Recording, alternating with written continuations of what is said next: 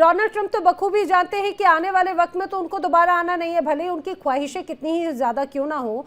Mid term elections उनके सामने एक बड़ी चुनौती हो सकता है, उसके पहले वो स्थिति को एक कुछ और शो करने की कोशिश कर रहे हो, लेकिन अभी तो फिलहाल ऐसा लगता है जो गेंद है वो तो अमेरिका के पाले में है। हाँ बिल्कुल, देखिए ट्रम्प साहब, आपने ठीक कहा नैना जी कि ट्रम्प साहब को मालूम है, क्योंकि this is the last tango in Paris. क्योंकि आप ये देखिए, वो दोबारा इलेक्ट तो होके आने नहीं है, तो वो जो जितना भी, जैसे हिंदी में कहते हैं कि रायता फैला लें, और अगला जो राष्ट्रपति आएगा अमेरिका का, वो पूरे 4 साल माफी मांगता रहेगा पूरे विश्व से कि साहब हमने क्या गुल खिलाए हैं। तो और ये देखिए जिस तरह की उनकी सोच है, क्योंकि अमेरिका पे किसी चीज पे रिलाई नहीं किया जा सकता, because he is one person. वो जिस करवट उठते हैं, मैं तो कहता हूँ साहब वो कैलेंडर टेक्नोलॉजी है। जिस दिन वो 13 तारीख देख लेते हैं तो 13% टैरिफ लगा देते हैं, जिस दिन 26 तारीख देख लेते हैं उस दिन 26% टैरिफ लगा देते हैं। तो ये जो उनकी सोच है, ये मतलब एक वर्ल्ड की सुपर पावर के आप बेहतरीन मतलब प्रेसिडेंट हैं, मतलब एक इतनी ऊंचे पद पे आप काबिज हैं, लेकिन आपको दुनिया को एक ब्रॉडर पर्सपेक्टिव में देखना पड़ेगा। आपने तो बिल्कुल ये भूमाफिया की तरह आप शुरू हो जाते हैं कि कहीं तेल दिखाई दिया, कहीं जमीन दिखाई दी, कहीं खनिज दिखाई दिए, कहते हैं साहब ये सारे हमारे संसाधन हैं। लेकिन देखिए, you can fool some people for some time, but you can't fool all the people all the time. और आज देखिए, आज गल्फ में या मिडिल ईस्ट में जो सारी शक्तियां हैं, वो अगर अमेरिका के खिलाफ खड़ी हुई हैं कि साहब हम अपनी जमीन नहीं देंगे, तो उन्हें मालूम है कि अगर ये युद्ध हुआ तो ये बहुत विनाशकारी युद्ध होगा। और ऑयल जो सबसे बड़ा मतलब फोटे है इस रीजन का, उसका ही सारा सबसे ज्यादा नुकसान होगा। तो ईरान मतलब और मिडिल ईस्ट सर, जैसा कि पहले अभी जो चर्चा भी हो रही थी, अनुज माथुर जी भी यही बात कह रहे थे कि मिडिल ईस्ट अपने आप में, चाहे बात हॉर्मुज हो या फिर ये पूरी जो खाड़ी है, वो हर लिहाज से बहुत ज्यादा महत्वपूर्ण है। मिडिल ईस्ट की दरअसल या ईरान की बनावट भी इस तरह से है, जो उसकी जियोपॉलिटिकल वे में भी समझा जाए तो चारों तरफ से वो एक तरह से घिरा हुआ है, और ये एक बड़ा एक गेटवे है कि अगर यहाँ पर युद्ध छिड़ता है या प्रभाव होता है तो पूरी दुनिया को वो अपनी जद में लेगा। ऐसा नहीं है कि कोई और देश बच जाए तो उसका प्रभाव सीधे सीधे नजर आएगा। लेकिन अनुज माथुर जी, एक और बड़ी बात है, अमेरिका की बड़ी सिलेक्टिव अप्रोच नजर आती है, खासतौर से ये कहा जाए परमाणु हथियारों को लेकर भी। अब ईरान की ही जो ग्रुप है IRGC, उनकी तरफ से एक बयान रिसेंटली सामने आया और उन्होंने कहा कि सऊदी अरब के पास में भी यहाँ पर परमाणु हथियार, परमाणु बम है, लेकिन अमेरिका उस पर कुछ नहीं कहता, उस पर पाबंदी है। लेकिन ईरान के पास में अगर यहाँ पर, ईरान ने तो अभी बनाया भी नहीं है, ऐसे कयास उनकी तरफ से हैं, लेकिन ईरान पर तमाम पाबंदियां लगाने की बात होती है, ये तो बड़ा दोहरा रवैया हो जाता है। अमेरिका इस बात के लिए जाना जाता है, दोहरे मापदंड, चाहे वो न्यूक्लियर का सिस्टम हो या कोई और चीज हो, चाहे वो ह्यूमन राइट्स हो, चाहे वो डेमोक्रेसी हो। आपको पूरे इतिहास में देख लीजिए, सिर्फ ट्रंप की बात नहीं है कि अमेरिका का ये दोहरा मापदंड हमेशा से रहा है। मैं बताना चाहता हूँ 70s 80s में जब कोल्ड वॉर चरम पर थी, उस समय भी चिले, ग्वाटेमाला, निकारागुआ, ऐसे जो प्योर डिक्टेटरशिप वाली कंट्रीज थे, वो अमेरिका के पाले में थे, क्योंकि वो कम्युनिज्म के खिलाफ थे। तो ये बात बिल्कुल साफ है। और सऊदी अरब के पास न्यूक्लियर वेपन्स हैं या नहीं है, ये कंफर्म नहीं है, कोई इसको कह नहीं सकता। लेकिन आप पाकिस्तान के पास हैं, पाकिस्तान दुनिया की सबसे बड़ी टेरर स्टेट है, उसके लिए अमेरिका कुछ नहीं कहता। तो ये बात, उनके जो डबल स्टैंडर्ड्स हैं वो हर जगह वो दिखाई दे रहे हैं। गाजा में वो कुछ और बात करते हैं, यूक्रेन में कुछ और बात होती है, और बांग्लादेश उनको नजर नहीं आता। पाकिस्तान में क्या हो रहा है वो उनको दिखाई नहीं दे रहा। KPK में वो F-16 अपने खुद के लोगों के ऊपर इस्तेमाल कर रहे हैं, केमिकल वेपन सिस्टम BLA के खिलाफ इस्तेमाल किए जा रहे हैं, वो नजर नहीं आते। तो जहां तक अमेरिका के दोहरे मापदंड का प्रयोग करने की बात है, ये जग जाहिर है। देखिए, अमेरिका के बारे में ये हमने नहीं कहा, उनके स्वयं के हेनरी किसिंजर ने कई वर्षों पहले ये बात कही थी कि enmity with America is dangerous and America's friendship is fatal. तो अमेरिका जो है वो हमेशा से इस बात के लिए जाना जाता है कि वो दोहरे मापदंड रखते हैं, वो अपना इंटरेस्ट देखते हैं बस। और अब खास करके क्योंकि ट्रंप जो है वो प्राइमरीली एक बिजनेसमैन है, मैं तो ये कहूंगा कि वो एक भूमाफिया, भी सर ने इस्तेमाल किया विनोद, तो वो भूमाफिया की तरह काम करते हैं। और इसलिए ये बात बिल्कुल साफ है, ईरान भी इस बात को समझता है। फिर मैं इस बात को आपको कहूंगा ना, इनको समझने की जरूरत है, ईरान वेनेजुएला नहीं है, ईरान ग्रीनलैंड भी नहीं है, और ईरान डेनमार्क भी नहीं है। तो इसमें कोई उनको संदेह ना रहे, ईरान एक शक्तिशाली मुल्क है जिसकी एक अपनी बहुत पावरफुल आर्मी है, फिर IRGC है, उनके पास बहुत तो ये बात अब उनको मानने की है। और जो ईरान का जो उनकी सोच विचार है वो उनको पक्का पता है। ये बात सऊदी अरब ने भी कहा था कि जिस दिन ईरान के पास न्यूक्लियर बॉम्ब आएगा उसके 2 हफ्ते में हमारे पास भी न्यूक्लियर वेपन सिस्टम्स आ जाएंगे। कहां से आएंगे, पाकिस्तान से खरीदेंगे या क्या लेंगे, वो मैं नहीं कह रहा हूं, लेकिन वो ये बात उनके जहन में है। और इसलिए जो ईरान की जो जो जो जो डर है वो बिल्कुल वाजिब है। सर, अगर मेन सैंक्शंस की बात करें, अगर आप वो भी समझा पाएं, क्योंकि यहाँ पर जिस तरह से ईरान की तरफ से ये शर्त रखी जा रही है, ऐसे कौन से सैंक्शंस हैं जो सबसे ज्यादा ईरान को परेशान करते हैं और सबसे ज्यादा भार है ईरान पर? ईरान की सबसे बड़ी इंपॉर्टेंट चीज है उनकी जो इकोनॉमी है वो प्राइमरीली एनर्जी बेस्ड है, प्राइमरीली क्रूड ऑयल बेस्ड है। और अमेरिका ने लगातार उनके ऑयल एक्सपोर्ट्स के ऊपर और एनर्जी एक्सपोर्ट्स के ऊपर जबरदस्त सैंक्शंस लगाए।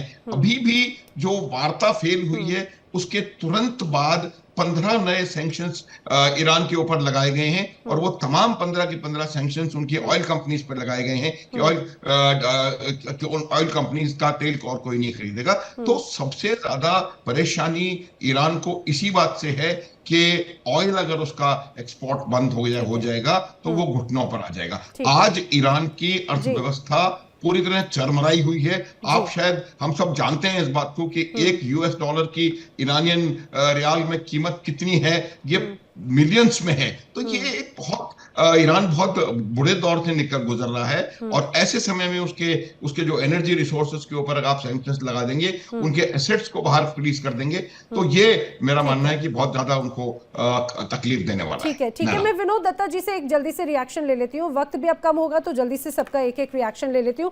विनोद दत्ता जी, अगर ये सैंक्शंस हटाने की बात मान लीजिए 1% भी अगर अमेरिका मान जाता है, ईरान ने जो एक तरह से कहा जो अपना तुरुप का इक्का खोला है, तो ये सिर्फ ईरान के लिए रियायत होगी या फिर पूरी दुनिया के लिए भी, क्योंकि सेकेंडरी सैंक्शंस तो बाकी देश भी कहीं ना कहीं झेल रहे हैं? देखिए, विश्व में करीब 14 ऐसे देश हैं जिसके ऊपर अमेरिका ने सैंक्शंस लगाए हुए हैं। भारत ने भी ये दंश झेला है। तो इस तरह की जो सैंक्शंस लगाना है, और अमेरिका के पास यही एक ट्रम्प कार्ड रहता है कि साहब मैं सैंक्शंस लगा दूंगा, मैं ये कर दूंगा, मैं EU को इन्फ्लुएंस करूंगा। लेकिन अब अमेरिका इन सैंक्शंस के साथ जीना सीख गया है, और इतने सालों से अगर वो सैंक्शंस के साथ एक इस तरह का टफ फ्रंट मतलब दे सकता है अमेरिका को, तो ये ईरान के लिए एक काबिले तारीफ बात है। और ईरान ने, देखिए, अमेरिका ने उसकी जो फजाइया थी, एयरफोर्स वगैरह, उसको बिल्कुल खत्म कर दिया। तो जब कोई अंग आपका अभंग हो जाता है, तो दूसरे जो अंग है उनमें एक ऐसी अनंत शक्ति आ जाती है। आपने ये ह्यूमन नेचर में भी देखा होगा या ह्यूमन एनाटॉमी में भी देखा होगा। तो वही ईरान का हुआ है। ईरान ने अपना जो इंटीग्रेटेड गाइडेड मिसाइल सिस्टम है उसको इतना सुदृढ़ कर लिया कि आज अमेरिका और इजराइल दोनों डर से कांप रहे हैं। और पिछले 2025 के युद्ध में आपने देखा कि अगर 2-1 दिन और ये युद्ध चलता तो इजराइल शायद घुटने टेकने पे मजबूर हो जाता। आयरन डोम सिस्टम और भी उस तरह की कई चीजें थी जिनको ईरान ने विफल कर दिया। ईरान के अंदर देखिए, एक होती है ताकत और दूसरी होती है जुनून और जज्बात। तो ईरान में ये दोनों चीजें मतलब काफी प्रचुर मात्रा में है, और ईरान झुकने वाला नहीं है, क्योंकि ईरान ने जिस तरह का ये दिया है, क्योंकि देखिए आज भी कोई भी युद्ध जो होता है वो दो देशों के बीच में युद्ध नहीं होता। वर्ल्ड वॉर का जो कहते हैं ना कि अब उसका मैनिफेस्टेशन और फॉर्म दोनों बदली हो गए हैं। आज अगर युद्ध होता है तो ईरान के साथ रशिया और चाइना दोनों खड़े हैं, चाहे वो प्रत्यक्ष रूप से आए या अप्रत्यक्ष रूप से आए। तो अमेरिका को इस बात का भी जी और इसमें कोई शक नहीं। मैं अपने दर्शकों को भी, क्योंकि यहाँ पर जो एक उदाहरण माथुर सर ने भी दिया, खासतौर से अगर रियाल की अगर हम वैल्यू बात करें और $1 की बात करें, अमेरिकन डॉलर की, तो लगभग 1,62,000 के आसपास माना जाता है कि उसकी कीमत है। और आप ये समझिए कि वहां पर कितना लंबा लंबा डिफरेंस है और कितना कर्ज, कितने सैंक्शंस, और ये जो पूरा डिफरेंस है ये समय समय पर फ्लक्चुएट होता है, सैंक्शंस लगातार बढ़ते नजर आते हैं। और यही बात है रवि अरोड़ा जी कि इतना लंबा वक्त हो गया, सैंक्शंस आज या कल नहीं बरसों से लगे आ रहे हैं, कर्ज में भी ईरान बहुत ज्यादा दबा हुआ है लेकिन वो भी तटस्थ है, तब नहीं झुका तो क्या अभी झुकने के आसार नजर आते हैं क्या? एक और बात यहाँ पर, अच्छा पहले आप अपनी बात पूरी कीजिएगा फिर मैं आगे बढ़ती हूँ। जी बिल्कुल, मुझे लगता है कि ईरान झुकने वाला नहीं है, क्योंकि वहां जो है IRGC है। IRGC सिर्फ एक सेना नहीं है, वो एक ऐसी सेना है जो धर्म के लिए कुछ भी कर सकती है। मैं समझता हूं, क्योंकि ये वेनेजुएला नहीं है कि अमेरिका से डोनाल्ड ट्रंप ने मदुरो को उठाया और ले गए अमेरिका। ये झुकने वाली गवर्नमेंट नहीं है। और बेशक खामनेई तबस के रेगिस्तान में जाके छुपे, लेकिन फिर भी ईरान को हम अभी इतना कमजोर नहीं समझ सकते, क्योंकि वहां की सेना के पास जो जज्बा है लड़ने का, मैं समझता हूँ बहुत बेहतरीन है। और दूसरा सबसे बड़ी बात है, जो मिसाइलों का जखीरा है उनके पास, उसके सहारे को कई दिनों तक ना सिर्फ, देखिए अगर युद्ध हुआ तो आपको बता दूं मैं, ना चाहते हुए भी मिडिल ईस्ट के कई देशों को इसमें झुकना पड़ेगा। और इसके अंदर वो झोंकते हैं तो कहीं ना कहीं नुकसान पूरे मिडिल ईस्ट का नहीं पूरी दुनिया का होगा। और ये तबाही, ये इसके लिए मैं समझता हूँ डोनाल्ड ट्रंप एक तानाशाह के रूप में जाने जाएंगे, क्योंकि जिस प्रकार का उनका रवैया है वो अभी तक बड़बोलेपन के लिए जाने जाते हैं, लेकिन उनके तानाशाही की वजह से ही शायद दुनिया जो है कहीं ना कहीं तीसरे विश्व की और जाती दिखाई देगी। बिल्कुल बिल्कुल, देखिए तीसरे विश्व युद्ध की तो घंटी यहाँ पर बज ही रही है, लेकिन जिस तरह से टीपी त्यागी जी, एक और बड़ी बात है, हमेशा अमतुल्ला खामनेई जो हैं वो अपनी चीजों को लेकर बड़े स्पेसिफिक माने जाते हैं, लेकिन कहा जा रहा है कि ऐसा इतिहास में पहली बार हुआ है 37 सालों में जब वायुसेना कमांडरों की ईयरली बैठक थी, और उस बार इवन कोविड के वक्त में भी खामनेई उस बैठक में शामिल हुए, लेकिन इस बार वो इस बैठक में शामिल नहीं हुए।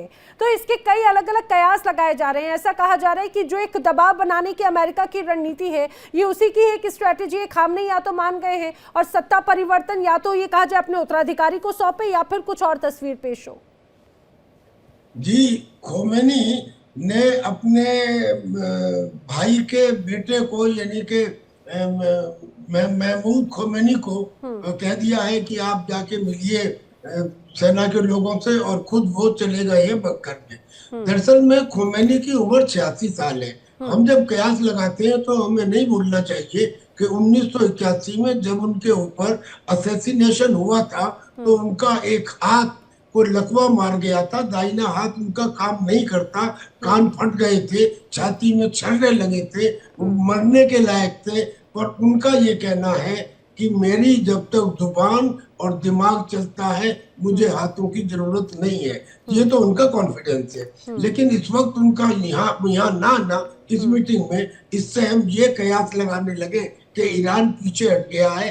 नहीं जी, पर दो तीन चीजें बहुत एक एक लाइन में बताना चाहता हूँ। पहला तो ये कि अगर ईरान पे अब हमला नहीं हुआ, असलियत में तो 13 जनवरी को ही हो जाना चाहिए था। एक एक दिन जो आगे बढ़ा उतना हमला मुश्किल हो रहा है, और अब नहीं हुआ तो आगे ईरान के ऊपर हमला करना मुश्किल हो जाएगा। दूसरी बात, ईरान के ऊपर ही अमेरिका को तकलीफ क्यों है? क्योंकि ईरान इसलिए नहीं कि वो शिया कंट्री है, इसलिए कि वो एक ऑक्टोपस है। उसकी बहुत सारी आतंकी भुजाएं हैं। ये हिजबुल्ला, हमास, हुती, अल-बदर, कैतब हिजबुल्ला, यानी के करीब करीब हर कंट्री में उसका एक मिलिशिया है। वो आतंकी गतिविधि करता है।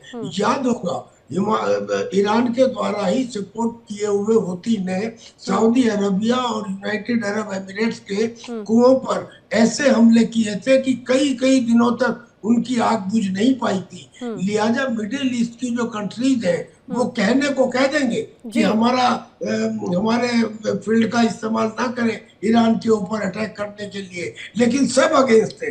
क्योंकि जैसे एक गुंडे की पोजीशन होती है कि उसके सामने लोग गवाही नहीं देते, ऐसे ही स्थिति बाकी सब कंट्रीज की है जो मुस्लिम कंट्रीज हैं। And in the heart of their heart they also want कि इसके पत्थर, इसके जो पर है वो कतरे जाने चाहिए। मींस अमेरिका का ईरान के ऊपर अटैक करना, बल्कि जो एंटायर वेस्ट है पूरी वेस्टर्न जो कंट्रीज है वो सब ये चाहती हैं कि मिडिल ईस्ट के अंदर इनको कंट्रोल किया जाए। कारण क्यों? क्योंकि वो इजराइल को एनिहिलेट करना चाहते हैं, और इजराइल को अमेरिका ने बताया 1948 में ये सोचकर कि ऑयल प्रोड्यूसिंग कंट्रीज में मेरा दबदबा बना रहेगा। अब अगर वो इजराइल को एनिहिलेट कर देंगे तो अमेरिका भी मिडिल ईस्ट से बाहर आ जाएगा, और उसको बाहर करने के लिए रूस और चाइना पहले से लगे हुए हैं। लिहाजा अब एक मजबूरी हो गई है कि अमेरिका जो अपने वर्चस्व के लिए, अपने को कायम रखने के लिए लड़ाई करे, और इजराइल इसलिए करे कि अगर इजराइल ने उसके ऊपर अटैक नहीं किया तो फिर इजराइल को नुकसान होना निश्चित है, क्योंकि 12 दिन के युद्ध में ये देख लिया गया था। आज उसकी मिसाइल ने लीथल भी हो चुकी है, लॉन्चर्स भी बढ़ चुके हैं, रेंज भी बढ़ चुकी है, और अब उसमें 1000 मिसाइल एक साथ करने की ताकत भी आ चुकी है। तो इसलिए ये बड़ा भारी खतरा है इजराइल। लेकिन सर, इजराइल खतरा तो है ईरान के लिए, लेकिन पूर्णिमा नाथ जी, इजराइल को प्रोटेक्ट करते हैं, सऊदी अरब को नजरअंदाज कर देते हैं, ईरान की तरफ नजर रखते हैं। सऊदी अरब भी परमाणु ताकत है, लेकिन ईरान से इतना ज्यादा बैर है। पाकिस्तान का आतंक नजर नहीं आता, दूसरी जगहों को लेकर इतने पार्शल हो जाते हैं। ये किस तरह की नीतियां नजर आती हैं डुअल स्टैंडर्ड वाली? हाँ, बहुत अच्छी बात है। मैं आपको एग्जांपल देती हूँ। यहाँ की नैरेटिव अगर आप सुनेंगे, अब आपको 2-3 हेडलाइंस आपको बताती हूँ। Iran, China steals IP, Indians are scammers, हाँ, रशियंस आर ठग्स, और अफ्रीकन्स आर करप्ट्स। बेसिकली सारे दुनिया के लोग गंदे हैं, बुरे हैं, और अमेरिका जो है, इनकी 800 bases in 80 countries, endless wars, coups, sanctions, bombs, drone strike, killing, slaughter, regime change. लेकिन America as the best and the most powerful, a benevolent country. ये इसको कहते हैं नैरेटिव बिल्डिंग। इसको कहते हैं आपके हाथ में सिर्फ मिलिट्री पावर नहीं है, आपके पास मीडिया पावर है, और दुनिया में सारे हेडलाइन आपके यहाँ से जाती है। वॉशिंगटन पोस्ट में, न्यूयॉर्क टाइम्स में क्या पब्लिश हो रही है, आपके वहां पे कॉपी होके वही पब्लिश हो रहा है। So it really doesn't matter आपका क्या नैरेटिव है। यहाँ पे कोई नैरेटिव नहीं चलती है। ईरान का क्या है, रशिया का क्या है, इंडिया का क्या है, डजंट मैटर।